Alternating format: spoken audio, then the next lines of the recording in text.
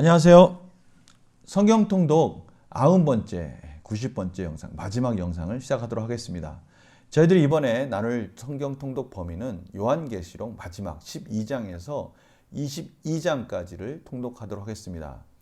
저희들이 이번에 통독할 때는 전체적인 그림과 또 거기에 나와 있는 또 세세한 상징적 의미들, 이런 것들을 다 이해할 수는 없습니다. 그러나 중요한 부분을 중심으로, 특별히 천년 왕국을 중심으로 해서 같이 나누도록 시간을 갖도록 하겠습니다.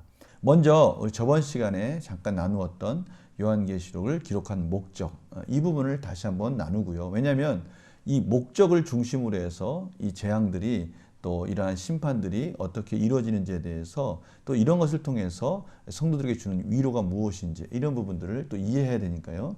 잠깐 나누고 그 다음에 장별 정리를 들어가겠습니다. 요한계시록은 사도 요한에 의해서 쓰여졌다고 제가 설명을 해드렸습니다. 쓴 시기는 95년에서 96년경 로마의 박해가 정말 극에 달했을 때, 그때 위로를 주기 위해서 쓰였다고 그 시기적인 부분도 나누었습니다. 반모섬에서 유배 생활하는 동안에 기록했고요. 수신자는 7교회가 먼저 나오고요. 특별히 로마 제국으로부터 극심한 박해에 직면해 있는 성도들을 대상으로, 또 그 시기가 또 성숙기를 지나 세택에 들어설 만큼 세월이 많이 흘러서 다시 한번 성도들에게 하나님 나라의 소망을 주기 위해서 기록한 것이죠. 그래서 목적을 다시 한번 정리하면요.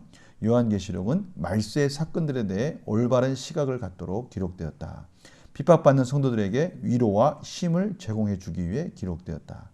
그리스도께서 자신과 성도들을 대항하던 모든 세력들에 대해 최후 승리를 이루실 것을 확신시키기 위해 요한계시록을 기록하게 하셨다. 바로 이 최후 승리를 이루는 과정들이 저희들이 앞으로 통독하게 될 12장에서 22장까지의 내용의 핵심이라 할 수 있습니다. 핍박받는 성도들이 의인과 악인들에 대한 하나님의 계획을 믿으면서 그리스도 안에서 굳건히 서서 인내하도록 격려해 준다. 이 짐승과 또 용과 또 여러 가지 상징적인 사단을 상징하는 또 바벨론, 이런 것들이 나올 텐데요. 그런 것들이 성도들을 핍박할 때 의인들이 그것을 견딜 때 최후 승리, 그리스도 안에서의 굳건한 승리가 어떻게 이루어지는지를 저희들이 통독하는 범위 내에서 보게 됩니다. 또한 이러한 최후 승리는 그리스도께서 왕으로, 그것이 이제 천년 왕국에서 저희들이 요약해서 이해함으로 그것이 어떤 의미인지를 또 설명해 드리도록 하겠습니다. 그래서 핵심 주제를 저희들이 또 잠깐 보고요. 장별 정리로 들어가겠습니다. 핵심 주제는요. 예수 그리스도는 희생적 죽음을 통해 고발하는 자인 사탄을 이기셨고 사람들을 모든 민족 가운데서 속량하셔서 하나님의 임재 안에서 기쁘게 섬기는 제사장 나라가 되게 하셨다.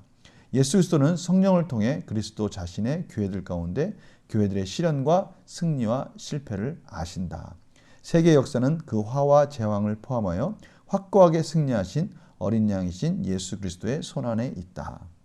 하나님은 오래 참으시며 고난받는 하나님의 백성이 예수님에 대해 선포하는 증언을 통해 구속받는 백성을 모으시면서 현재 하나님 자신의 진노와 교회를 파괴하려는 하나님의 원수들의 시도를 억제하고 계신다. 현재의 재난, 전쟁, 가뭄, 기근, 역병은 하나님의 억제하심으로 인해 그 범위가 제한적이지만 점점 확대되는 다가올 심판의 전조이자 그에 대한 경고이다. 예수 그리스도를 믿는 신자들은 죽기까지 신실한 증언을 계속함으로써 용과 짐승을 둘 다 이길 것이다. 사단으로 대표하는 적 그리스도를 대표하는 그런 상징적인 것들이죠. 이것들을 그러나 반드시 이길 것이라는 것입니다. 왜냐하면 예수께서 지금 왕으로 통치하고 계시고 이미 사단의 권세는 꺾였기 때문이죠. 이 부분이 바로 저희들이 오늘 중점적으로 이해할 부분에 나옵니다. 순교자들은 승리는 이것은 감춰져 있지만 그리스도가 다시 오셔서 그들을 변호하실 때 명백히 드러날 것이다. 바로 앞으로 20장 4절에서 6절에 이런 부분들이 설명되어 있고요. 이러한 내용들이 모든 비유에 다 녹아져 들어가 있습니다.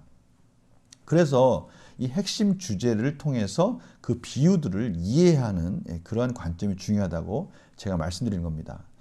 또한 사탄은 폭력적인 박해, 기만적인 가르침, 부와 관능적 쾌락을 통해 교회의 인내와 순전함을 공격한다.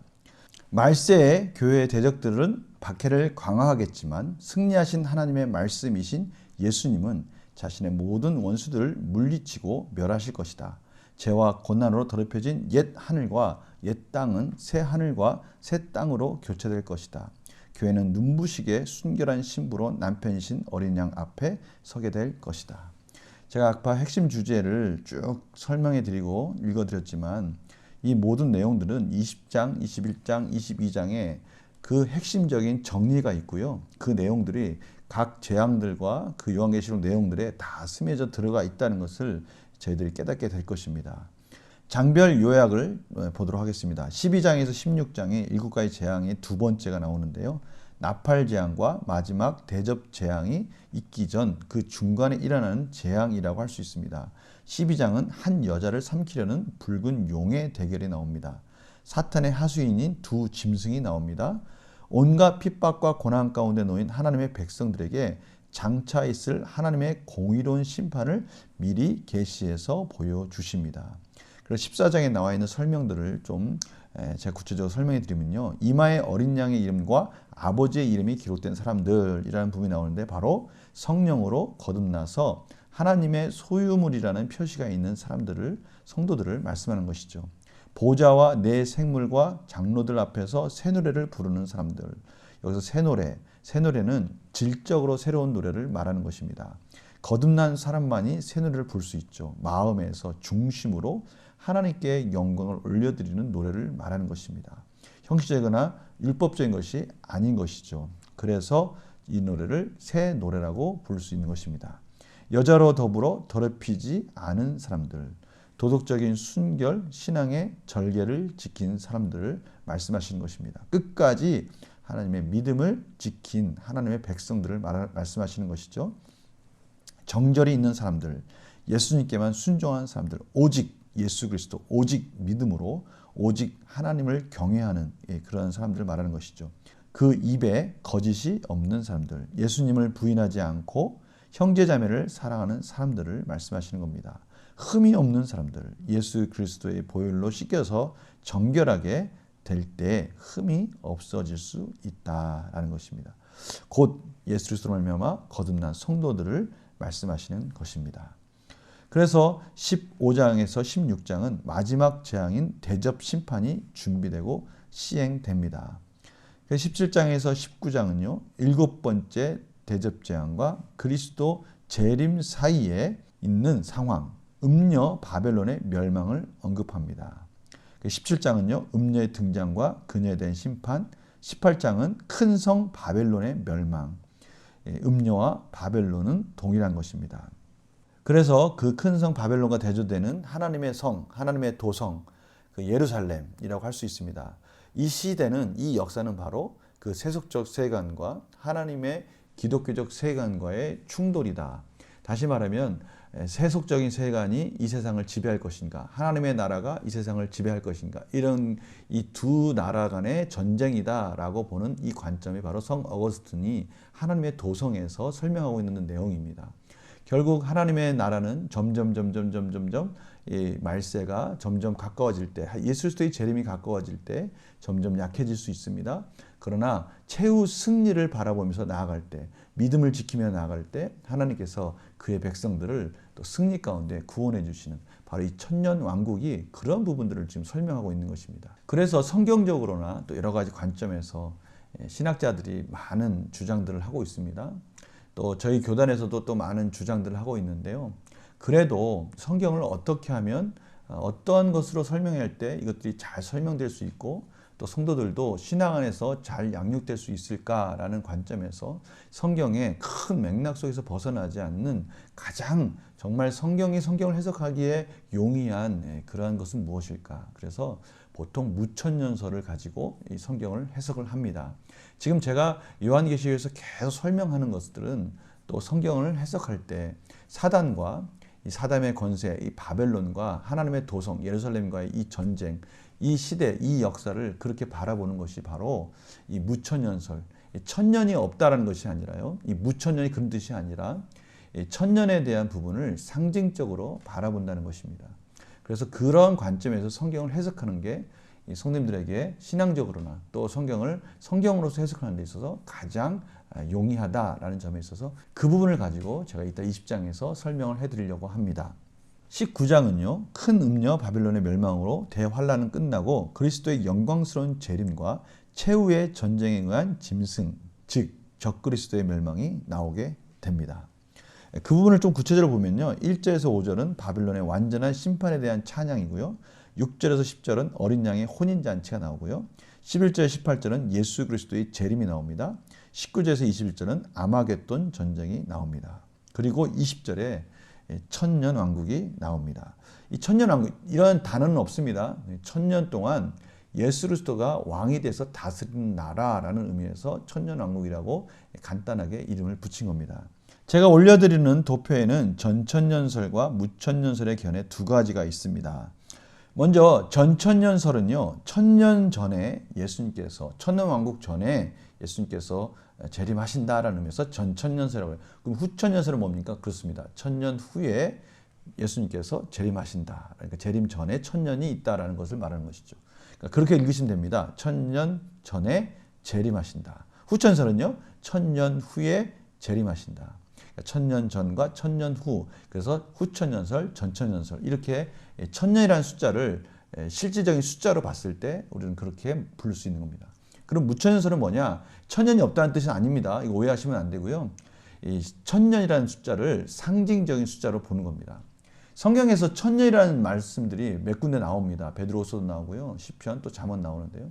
거기 나오는 천년들을 보면 그것이 다 상징적인 것이지 실질적인 천년을 말하는 것이 아닙니다. 또한 우리가 이것을 무천년, 그러니까 천년을 상징적으로 해석을 할 때 지금 이 시대가 바로 하나님께서 예수님을 통해서 왕노릇하는 그 예수님의 왕노릇하심에 저희들이 동참해서 영적 전쟁을 이루어가는 그러한 시대라는 것을 해석하기가 용이한 겁니다. 그것이 성경적으로 해석하기도 성경에서 나오는 여러 가지 부분들을 해석하는 데 있어서 너무나 잘 설명할 수 있는 부분.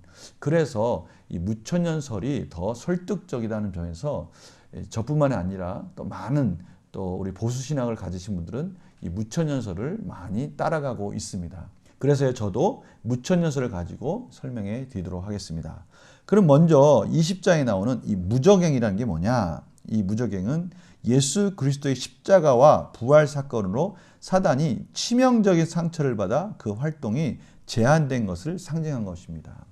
어떠한 장소적인 거나 이러한 것을 떠나서 이 무저갱이다. 그러면 이제 사단의 권세가 꺾였다라는 것을 상징적으로 말씀하시는 것이죠. 이제는 사단의 권세가 꺾였기 때문에 사단이 아무리 하나님의 백성을 괴롭히고 핍박할지라도 여전히 그 승리는 예수 그리스도 안에서 성도의 것이다라는 의미에서 무저갱에 사단이 가두어졌다라고 설명하고 있는 것입니다. 그래서 1000년 동안도요. 상징적으로 이해해서 그리스도의 초림에서 재림 때까지의 전 기간을 가리킨다고 보는 것입니다. 그래서 종말이라는 개념을 제가 그렇게 설명해 드렸지 않습니까? 예수님께서 오신 후에 그 십자가에서 죽으신 후 그리고 재림하실 때까지 이때가 종말이라면 바로 그 예수님께서 십자가에서 죽으신 후에 사단의 권세를 완전히 꺾어서 무저갱에 가두고 나서 이제 다시 예수님이 재림해서 오시는 그 기간을 상징적 의미로 천년이다라고 보는 것이죠.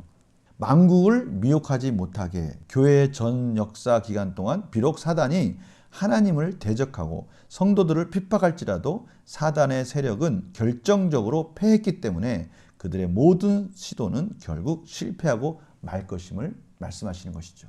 앞에서 설명한 내용들을 지금 계속해서 설명하고 있는 것입니다. 사단은 이미 패배한 것입니다. 그의 머리는 예수 그리스도의 발에 밟혀서 이미 그들의 모든 권세가 꺾였다는 것입니다. 왕 노릇, 이 부분이 중요합니다. 믿는 성도들이 죽은 후 그리스도의 재림시까지 하늘나라에서 주와 함께 왕 노릇하는 것과 땅 위에서 성도들이 복음의 권세로 세상을 심판하고 정복할 뿐만 아니라 그리스도의 영광에 동참하게 되는 것을 의미한다.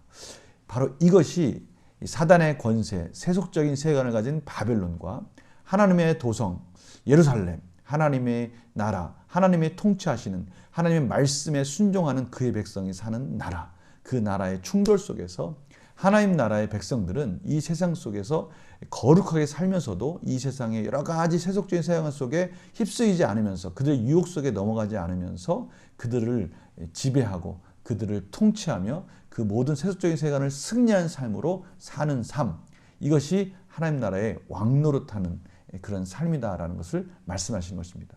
저희들은요, 바로 이 왕 같은 제사장으로서 이 세상에서 쫓아가는, 이 세상이 그렇게 쾌락과 또 여러 가지 물질적인 부분을 만모니즘에 그들이 휩싸여서 그런 멸망의 길로 갈 때 저희들은 하나님의 복음을 무장하고 전신갑주를 입고 왕 같은 제사장으로서 이 세상에서 당당하게 살아나갈 때, 그것이 바로 하나님의 나라의 왕노릇하는, 예수 그리스도와 함께 왕노릇하는 삶으로 살아가는 것이다 라는 것이 바로 이 왕노릇의 핵심인 것이죠. 이러한 관점에서 바로 전신갑주를 입고요, 우리가 싸우는 것은 혈과 육의 싸움이 아니라 영적 전쟁이다라는 관점, 바로 이것이 무천년설의 이런 상징적 의미를 가지고 저희들이 성경을 해석하는 방법인 것입니다. 또한 첫째 부활이 나옵니다. 죄로 죽었던 영혼들이 그리스도를 믿음으로 중생하는 것, 다시 살아나는 것이죠. 그리스도를 믿는 성도들이 죽어 육체로부터 해방되는 것을 의미합니다. 저희들이 이 세상에서는 죽지만 그 영혼은 하나님 나라의 하나님의 품에 안기게 되는 것이죠. 이것을 첫째 부활이라고 말할 수 있습니다. 사단이 옥에서 놓여나와 교회의 전 역사 기간 동안 사단은 그리스도의 십자가에 치명적인 상처를 입고 거의 죽은 것처럼 보였지만 점차로 그 힘을 회복하여 성도들을 핍박하고 세상 권세를 잡게 되는 것을 의미합니다. 그러나 중요한 것이 있습니다.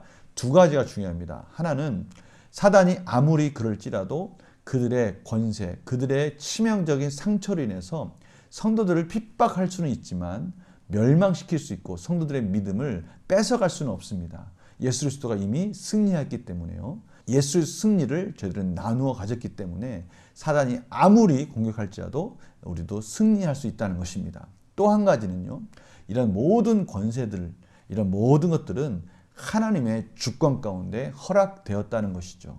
어떻게 보면 욥에게 사단이 시험을 하지 않습니까? 그때 사단이 함부로 하나님의 백성, 하나님의 성도를 시험할 수 없습니다.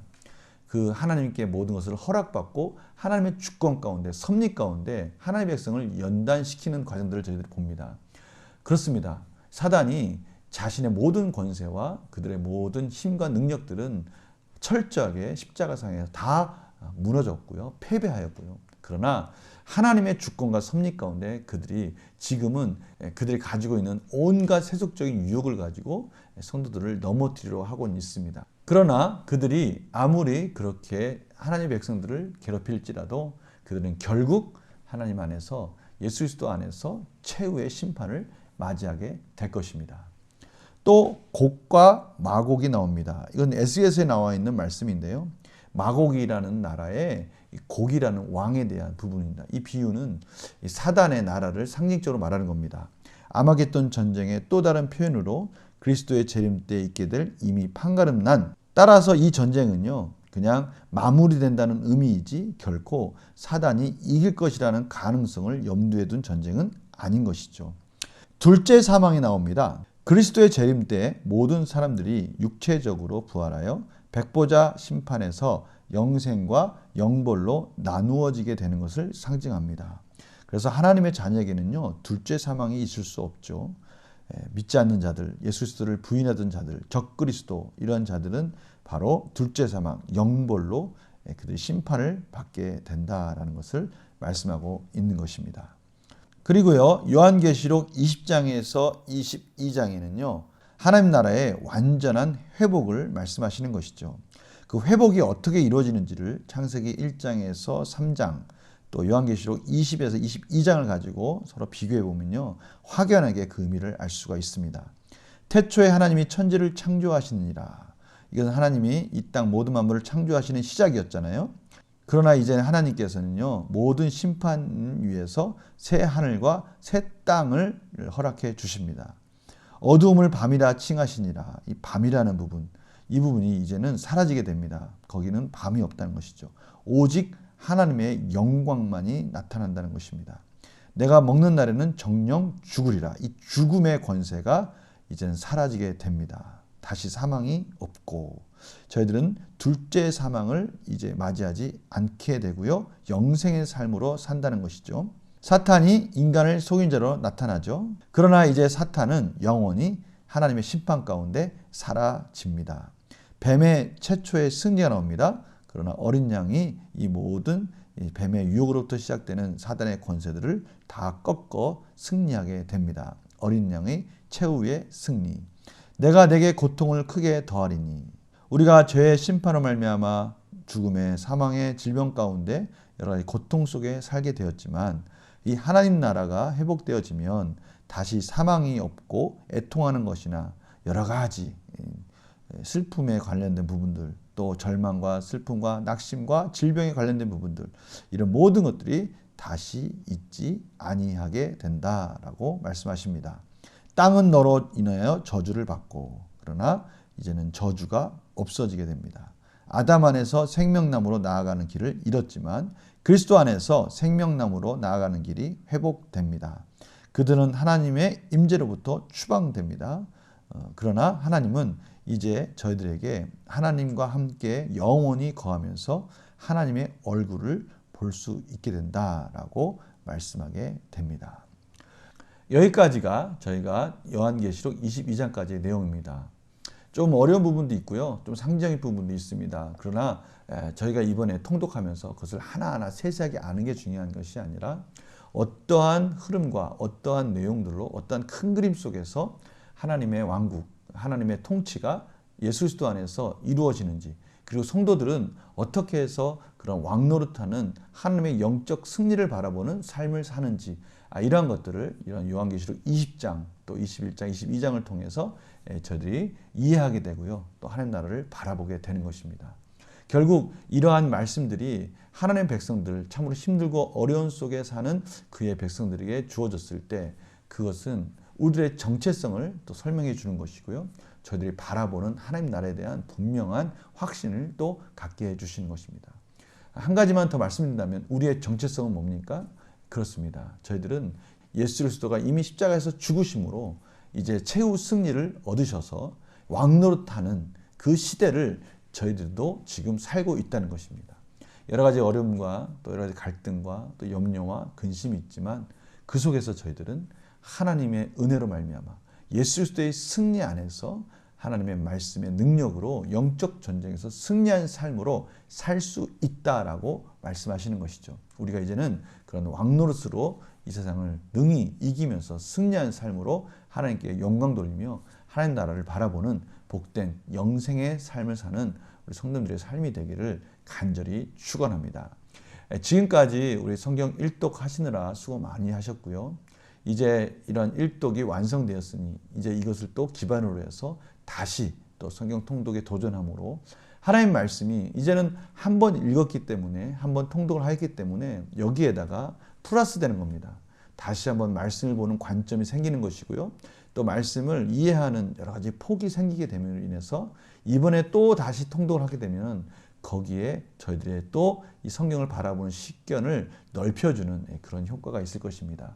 계속해서 하나님 말씀을 가까이 하시면서 저희들의 삶이 결국 하나님의 은혜로 말미암아 하나님께 영광 돌리는 하나님 나라를 사는 삶이라는 것을 다시 한번 확인하는 그런 놀라운 은혜의 시간들이 계속 이어지기를 간절히 축원합니다. 이번 한 일독에 완전히 만족한다 이런 생각하지 마시고요. 계속해서 통독을 이어져가는 그런 우리의 신앙생활이 되기를 간절히 소망합니다. 제가 기도하고 마치겠습니다. 하나님, 저희들 지금까지 하나님의 은혜로 여기까지 왔습니다. 하나님의 말씀은 정말 끝도 없이 저희들의 진리 가운데로 계속해서 인도해 주시는 복된 말씀이라는 것을 통독할 때마다 깨닫게 됩니다. 저희들이 여기서 멈추지 말게 하여 주시고 앞으로 계속해서 하나님의 말씀을 더욱더 가까이 가는 그러한 중요한 도전의 계기가 될 수 있도록 인도하여 주시옵소서. 성경을 읽을 때마다 또 성경을 깨달을 때마다 우리의 삶 속에서 놀라운 능력으로 맺어질 것을 저희들이 확신하며 지금까지 인도해 주신 하나님께 감사드리며 사랑 많으신 예수님의 이름으로 기도드립니다. 아멘. 모든 영광을 하나님께 올려드립니다. 안녕히 계세요.